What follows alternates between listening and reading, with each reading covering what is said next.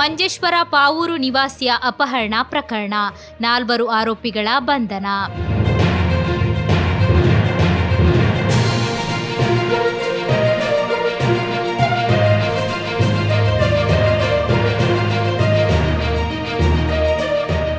ಮಂಜೇಶ್ವರ ಸಮೀಪದ ಪಾವೂರಿನಲ್ಲಿ ವ್ಯಕ್ತಿಯೊಬ್ಬರನ್ನು ಮನೆಯಿಂದ ಬಲವಂತವಾಗಿ ಕಾರಿನಲ್ಲಿ ಅಪಹರಿಸಿದ ಘಟನೆಗೆ ಸಂಬಂಧಿಸಿದಂತೆ ಮಂಜೇಶ್ವರದ ಪೊಲೀಸರು 4 ಮಂದಿ ಆರೋಪಿಗಳನ್ನು ಬಂಧಿಸಿದ್ದಾರೆ.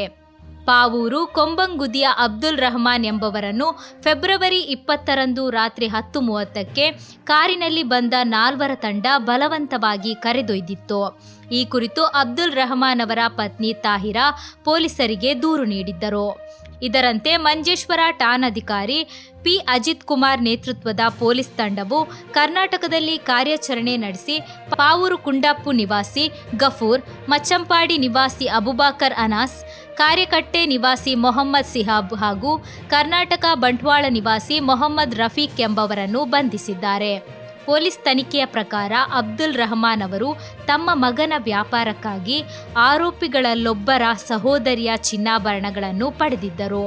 ಹಲವಾರು ವರ್ಷಗಳಾದರೂ ಆಭರಣಗಳನ್ನು ಮರಳಿಸದ ಕಾರಣ ಈ ತಂಡವು ಅವರನ್ನು ಮನೆಯಿಂದ ಮೈಸೂರಿಗೆ ಕರೆದೊಯ್ದಿತ್ತು. ಮೈಸೂರಿನಲ್ಲಿ ಈ ತಂಡಗಳ ನಡುವೆ ಮಾತುಗಳು ನಡೆದು ಒಂದು ಒಪ್ಪಂದಕ್ಕೆ ಬರಲಾಗಿತ್ತು.